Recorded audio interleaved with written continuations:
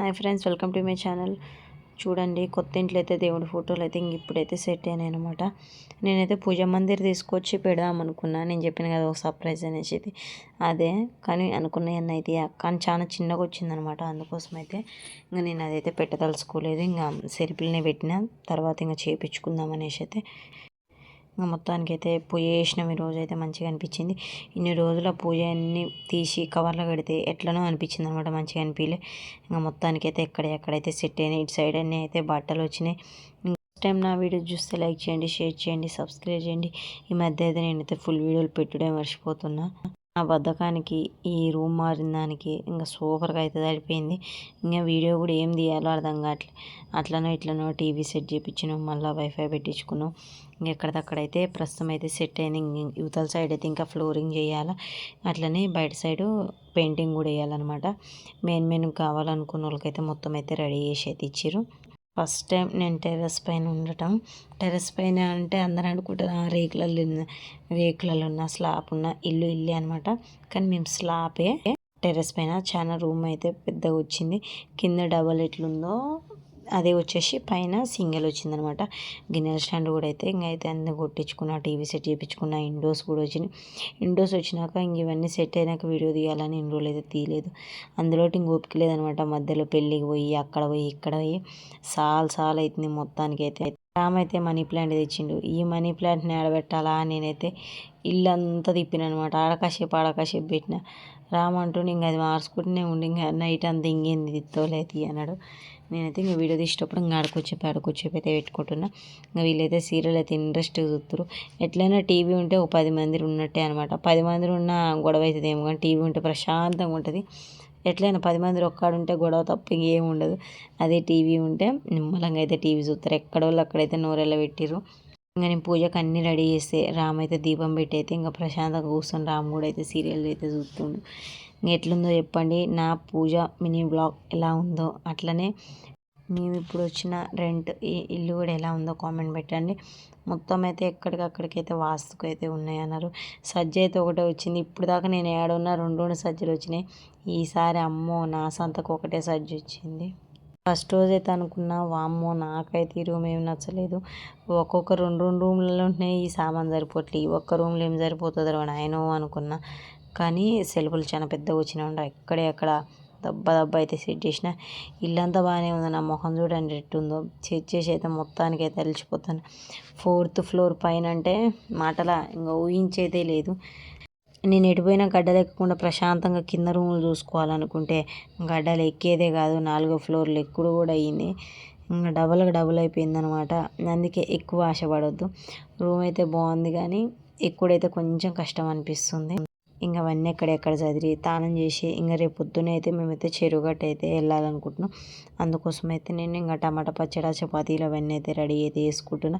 చెరువుగట్టు అయితే వీడియో అయితే మొత్తానికి అయితే అంత అయితే తీయలేదు. ఎందుకంటే ఇంకా చాలా అలసిపోయినాం అనమాట. పొద్దుగాల లేచి పెందగాలి ఇంకా వేరే పని ఉండిపోయి అట్లనే చెరువుగట్టు కూడా పోయినాం. ఇంటికి వెళ్ళి కొంచెం పన్నెండు చూసుకొని మళ్ళీ డైరెక్ట్ చెరువుగట్టు పోయి అయితే వచ్చినాం అనమాట. ఈ పిల్లలతో ఎటు పోయినా ఇంకా రామకోస. తెలిసిన వాళ్ళు ఏమన్నారంటే నువ్వు రూమ్లోకి వచ్చినావు కానీ పాలు పొంగలేదు ఏందన్నారు. మనమైతే కిరాయికి ఉన్న ఇంట్లో అయితే అస్సలు పాలు పొంగియకూడదంట. కానీ పాలు పొంగిస్తే ఆ ఇంట్లో ఉండరు అని అంటారు. మనం పర్మనెంట్గా ఏదో అంటారు కదా, రిజిస్టర్ చేయించుకొని ఇన్ని సంవత్సరాలు ఉంటా అని పేపర్ రాసిస్తే ఆ ఇంట్లో పాలు పొంగియాలి. మనది ఇది రెంట్ కదా, ఈ నెలకు ఆ నెలకు కట్టేది కదా. అట్లయితే మనమైతే పాలు అయితే అస్సలు పొంగియకూడదు అంటే నాకైతే మస్తు మంది అయితే చెప్పారు. తెలియక నేను కూడా అప్పుడు ఏ ఇంట్లో అయితే పాలు పొంగిస్తున్నాను నేను ఆ ఇంట్లో అయితే అస్సలు ఉండను. ఎందుకంటే గట్టి నమ్మకం వాళ్ళు చెప్పుడు సరే, నాకు నమ్మకం కూడా గట్టిగా అయితే కుదిరింది. ఈ విషయం మీకు ఎంతమందికి తెలుసో కామెంట్ పెట్టండి. నాకైతే ఈ మధ్య కాలంలో తెలిసింది. అప్పటికైతే తెలియకుండే. అప్పుడైతే ఎక్కడ రూమ్ కాల్ చేసినా అక్కడైతే పాలు పొంగించుకునేది, కొంచెం అట్లా పాలు పొంగించి ఛాయ్ చేసుకునేది. కానీ ఇప్పుడైతే ఏది పొంగియను నేను. మళ్ళీ వచ్చిన రోజు కూడా నేనైతే పూజ అనమాట. రూమ్లోకి రాకముందుకు దీపం పెట్టిపోతా, మళ్ళీ వచ్చిన రోజు ఏం చేయను. మళ్ళీ తర్వాతకి అన్నీ ఎక్కడ సెట్ అయినాక ఇప్పుడు పూజ చేసినాం కదా, అట్లయితే ప్రశాంతంగా అయితే చేసుకుంటాం. మంచం అయితే ఇటు పై ఎత్తు మూలకైతే సెట్ చేసినాం. ఇంకా సెల్ఫ్లకైతే మంచిగా డోర్ కటన్ గిరికటన్ మొత్తం అయితే కట్టేసినాం. ఇంకా డోర్ కటన్ అయితే ఇంక యువతలకైతే గుంజలేదు, ఇంకా అటు అయితే కట్టినాం. ఉదయం అయితే వీడియో తీస్తుండే. నాకైతే చపాతీ చేసుకోవడానికి అయితే బండ అయితే భలే ఉంది. ఈ కిచెన్ పెద్దగా వచ్చింది చూడండి. కిచెన్ బండ కూడా అయితే బాగుంది, వాటర్ సౌకర్యం మంచిగా ఉంది, కరెంట్ కానీ మొత్తం. ఒక మెయిన్ పాయింట్ ఏంటంటే కిరాయికి ఉన్న కాడ ఓనర్స్ది గోల్ అయితే అస్సలు ఉండొద్దు. ఓనరోళ్ళ గోల్ ఉంటే అబ్బో చిన్న తలకాయ నొప్పి కాదు, ఓనరోళ్ళ గోల్ ఉండదు. ఏ గోల్ ఉన్నా కూడా ఓనరోళ్ళ లోళ్ళు ఉంటే మటుకి అసలు కేడా నిలకడంగా అయితే ఉండలేము అనమాట. ఇంకా మొత్తానికైతే నేనైతే చపాతీలు కూడా అయితే చేసిన, టమాటా పచ్చడికి అయితే మొత్తం అయితే రెడీ చేసిన.